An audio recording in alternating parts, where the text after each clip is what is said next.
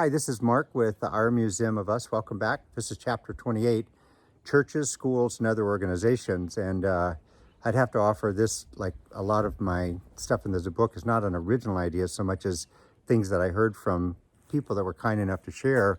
I was giving a book talk on the book, and a lady came, and I was talking about families and museums and our museum and your museum and all that. And she said, Mark, churches are museums too. And I got to thinking, wow, powerful idea. And so I tell the story of a church, just to remain anonymous, but it was a church and an incident that happened at it about something at the church that they terrifically valued and didn't know what to do with it. And so there was a thing that was part of the My Museum of Me church thing, even though it's owned by a bunch of people.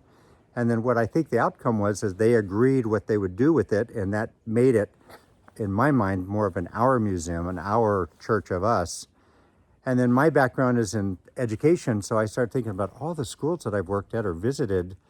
My goodness, just in your mind, think of your school or schools that you've gone to or that your children go to, and think of all the trophy cases, all of the artifacts that are behind glass panes with stories behind them. And yet, do we ever hear those stories? Do we ever know what they are? And 5 and 10 and 50 years later, you come to the trophy case and you just got to wonder, like, what was that? Who and what did that track meet and winning the track meet for them when they were a high school student like me, what did that mean for the rest of their life?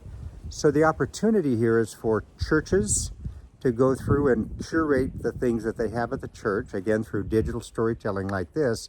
I'm a little bit less interested in the history of the church, which of course is powerful, interesting, fascinating, how people come together. But my point would be, let's look at the artifacts in the church and see who created it, who brought it, who got it to us, who made it, who gifted it to the church. What does it mean to them? What does it mean in terms of their spiritual connection with the church and God? Period. And then the same would be possible for schools to say, what's that trophy? What's that banner? What's that piece of artwork? What does it mean? I mean, and I make the point that, almost every school district you drive by, there's a big billboard outside saying what year we were state champions of this, this, and this, which is to me like a stamp, a postal stamp. It's like this tiny bit of information when what I really wish I had was the stories and the interviews of those people who won state champion or made runners up for cross country or baseball or whatever. And what did that mean to them and their lives? Period. Now you can see I could go on and on about this, but pretty excited about it. But wait, there's more. Because the other argument is there are places like VFW's, American Legion. There are museums, even museums that have stories in terms of how they came together and etc.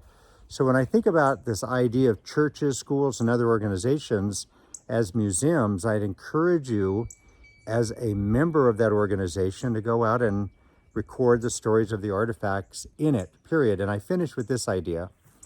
I think this is a great opportunity for kids to do civic service, community service.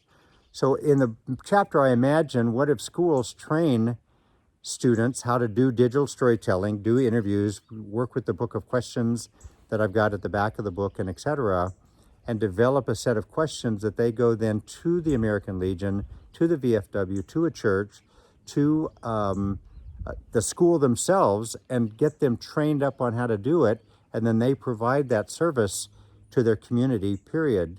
And I just think that, one, what a realistic, fantastic way for the kids to learn the history of the community, the history of the people in the community, the buildings, but what a highly relevant way for a kid to know about where they're from and the people they're with.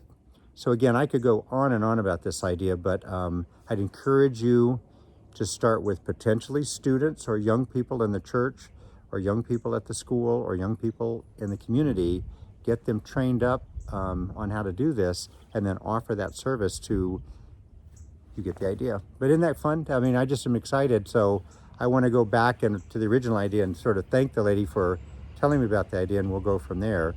But that's it for this chapter.